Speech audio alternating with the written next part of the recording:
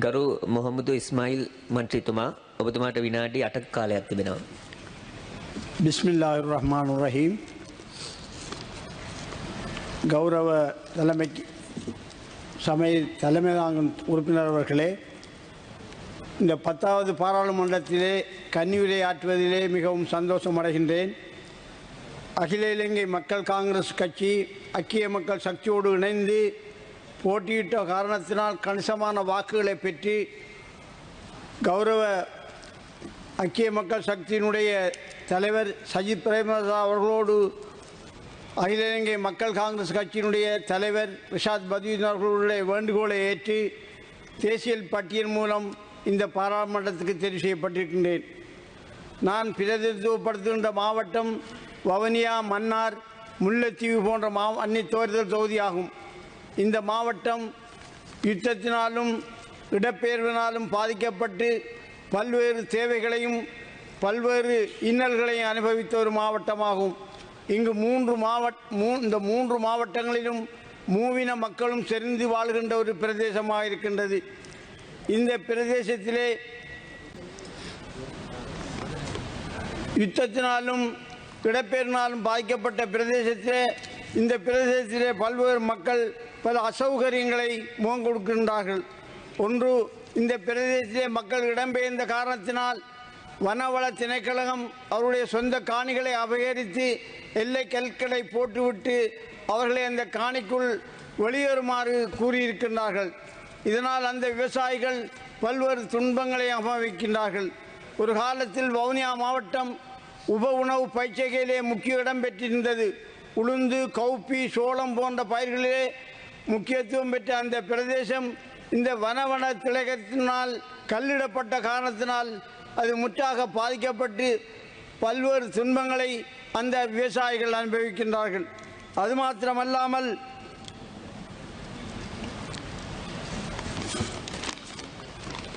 இன்னொரு பாரிய முக்கியமான ஒரு பிரச்சனை வவுனியா மாவட்டத்திலே பம்பமடி என்ற பிரதேசத்திலே குப்பை கூலங்களை சேகரிக்கின்ற ஒரு பிரதேசமாக இருக்கின்றது. அதனுடைய மேற்கு பக்கம் 1000க்கும் மேற்பட்ட குடும்பங்கள் வாழ்கின்றார்கள். ரோட்டுக்கு மறுபக்கம் 1000க்கும் மேற்பட்ட மாணவர்களை கொண்ட ஒரு பெரிய பல்கலைக்கழகம் இருக்கின்றது, வவுனியா பல்கலைக்கழகம். இந்த குப்பை மேட்டினாலே ஏற்படுகின்ற நாற்றங்களும் துர்வாடைகளும் இந்த பிரதேச மக்களையும் பல்கலைக்கழகத்தையும் பல்வேறு அசௌகரியங்களுக்குள்ளாகி இருக்கின்றது. இதனாலே அங்கிருக்கின்ற விரிவுரையாளர்கள், ஊழியர்கள் எல்லோரும் பல பிரச்சனைகளை அனுபவிக்கின்றார்கள். அது மாத்திரமல்லாமல் இந்த பிரதேசத்தில் உள்ள நீருக்கு அடியில் உள்ள நீர்கள் அண்மையில் இருக்கின்ற சோபால புளியங்குளம் என்ற குளத்திலே கலந்து 150க்கும் மேற்பட்ட ஏக்கர்கள் விவசாயம் செய்கின்ற விவசாயிகளோட உடல்நலத்தை பாதித்திருக்கின்றது. அந்த விவசாய காணிகளில் அவர்கள் வேலை செய்கின்ற பொழுது அவருடைய கால்களில் சிரங்கு, புண் போன்ற நோய்கள் ஏற்படுவதற்கு வாய்ப்பாக இருக்கின்றது. அது மாத்திரமல்லாமல் இந்த வைத்தியசாலையிலே சேகரிக்கின்ற கழிவுகளும் இந்த பிரதேசங்களே கொட்டப்பட்டு நாய்களும் பூனைகளும் மனித உடல்களை, மனித அவயவங்களை, அதாவது துண்டிக்கப்படுகின்ற உபயங்களை அந்த கிராமங்களிலும் அந்த பல்கலைக்கழகத்தில் கொண்டு செல்வதை காண்கின்றோம். காரணம், அந்த குப்பை மேட்டுக்கு எந்த விதமான பாதுகாப்போ வேலியோ எதுவுமே இல்லாத நிலையில் இருக்கின்றது.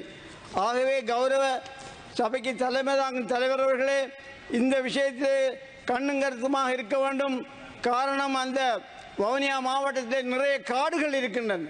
அந்த வனவள பிரதேசத்தில் அபகரிக்கப்பட்ட காடுகளிலே இந்த குப்பமேட்டை மாற்றி அமைத்தால் மிக இலகுவாக இருக்கும்.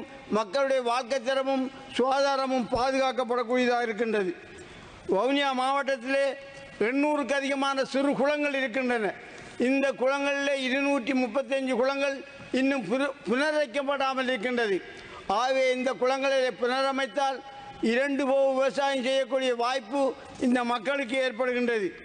ஆகவே இந்த விவசாயிகளுடைய பிரச்சனைகளையும் இந்த கருத்தில் கொள்ள வேண்டிய தேவை இருக்கின்றது.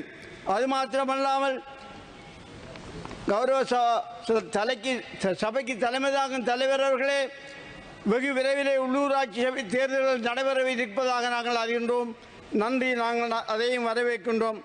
ஆனால் காப்போத்த சாதாரண பரீட்சை, புனித நோன்பு காலம், அந்த காலத்தில் இவ்வாறான ஒரு தேர்தலை வைத்தால் அது மாணவர்களுக்கும்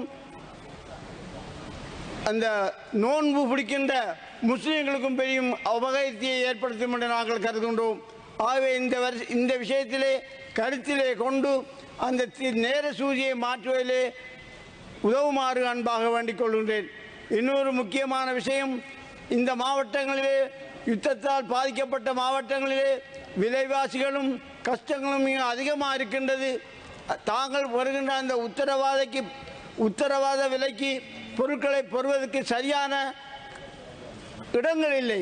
வவுனியா மாவட்டத்திலே 2 சத்தோஷ நிறுவனமும் மன்னாரிலே 1, முல்லைத்தீவிலே அறவே இல்லாத ஒரு நிலை இருக்கின்றது. ஆகவே இந்த பிரதேசங்களிலே வவுனியாவிலே செட்டிகுளம், வவுனியா வடக்கு பிரதேச செயலகத்தில் நெடுங்கேணி, முல்லைத்தீவில், மன்னாரில் முசலி போன்ற இடங்களிலே இந்த சத்தோஷ நிறுவனங்களை நிறுவி இந்த மக்களுக்கு நிவாரணத்தை வழங்குவதற்கு செல்லுமாறு கேட்டு எனது கன்னி விலையை முடிவுக்கு வருகின்றேன். நன்றி.